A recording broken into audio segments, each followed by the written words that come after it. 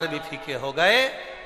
इतना फीका कर दिया विरोधियों ने, इतना फीका कर दिया विधर्मियों ने कि जब देखो जब त्योहार आता है और ये अपनी चाल चलना प्रारंभ कर देते हैं। मावा नकली है, दूध नकली है, मावा नकली है, दूध नकली है, और इनकी निगाह में वो चॉकलेट असली है।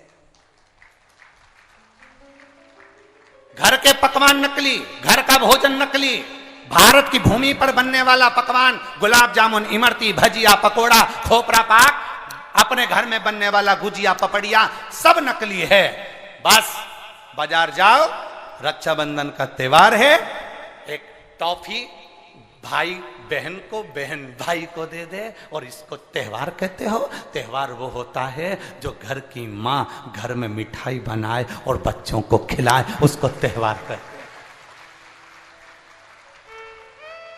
फीका कर दिया त्योहारों को। जो भी त्योहार आते हैं या तो 2 हो जाएंगे, 3 हो जाएंगे, या फिर इतने छोटे हो जाएंगे कि उसमें आप विचार करते रहोगे कि मैं कल मनाऊं कि परसों मनाऊं। बस इसी विचार में पड़ते रहेंगे। और हमारा सनातन धर्म का जो हमारा एक आनंद है, हमारे जीवन का जो सुख है, त्योहार का जो उत्साह है, त्योहार का, जन्माष्टमी आती थी पहले लोग ऐसी जन्माष्टमी मनाते थे, रामनवमी आती थी पहले रामनवमी मनाते थे, रक्षाबंधन आता था पहले रक्षाबंधन खुशियों से मनाते थे, जब होली आती थी होली खुशियों से मनाते थे, दिवाली आती थी दिवाली खुशियों से मनाते थे, संक्रांति आती थी संक्रांति खुशियों से मनाते थे। जितने त्योहार आते थे एक आता था और उसमें उत्साह, उमंगता, आनंदता होती थी। आज के जमाने में इतना इतना बांट दिया, इतना इतना बांट दिया कि त्योहार को भी 2-4 कर दिए तो लोग विचार में पड़े रहते हैं। अब करें तो करें क्या, अब विचार करें तो करें क्या।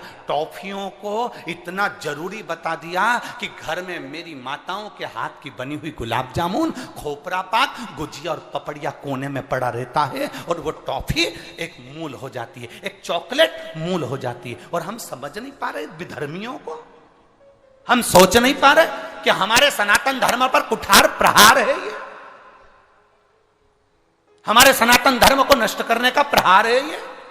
त्योहारों पर कौन सा एक, किसी ने बता दिया कौन से शास्त्र, कौन से वेद और कौन से पुराण में लिखा है कि त्योहार पर बहन भाई को तिलक लगाए तो टॉफी खिलाए, चॉकलेट दे। यह हमारा सभ्यता, हमारी संस्कृति और हमारा संस्कार नहीं है।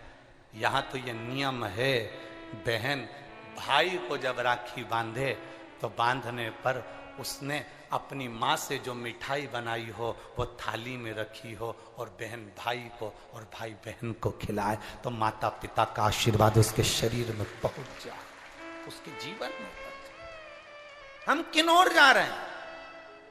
और हम चिल्ला चिल्ला कर कह रहे हैं धर्म की अधर्म का, प्राणियों में विश्व का हो गया। सीधी बात। हम जा कहां रहे हैं? हम किस पथ की ओर, हम किस मार्ग की ओर जा रहे हैं?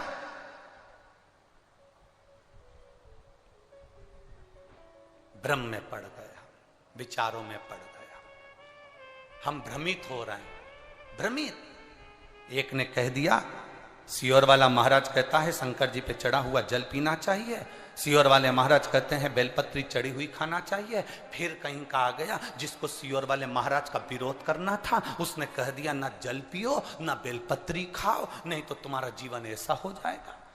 ये विरोध शास्त्र का नहीं है, ये सियोर वाले महाराज का है कि इन्होंने अगर बोला है तो उसका विरोध करना, इन्होंने बोला दुर्वा चढ़ाओ उसका विरोध करना, इन्होंने बोला चावल चढ़ाओ इसका विरोध करना। और दुनिया के लोग उनके झाले में पड़ जाते हैं। हमारा नियम निवेदन है, ना तुम सीहोर वालों की मानो ना तुम किसी की मानो। गीता प्रेस गोरखपुर की शिव पुराण बाजार से लेकर आओ, उसको दिल से धीरे धीरे पढ़ो, उसमें सब मिल जाएगा तुमको जो सीहोर वाला अपनी व्यासपीठ से बोलता है।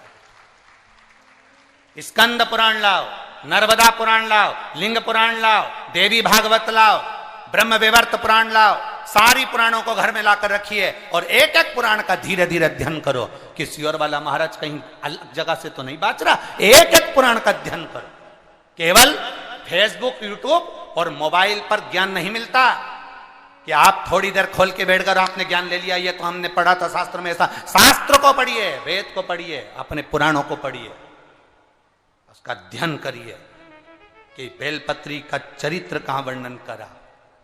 एक बेलपत्र दान का जो वर्णन हमारे शास्त्रों में किया गया, एक वृक्ष लगाने का फल हमारे शास्त्रों में कहा गया, एक भूखे व्यक्ति को भोजन कराने का फल हमारे शास्त्रों में कहा गया, उसको पहचानिए।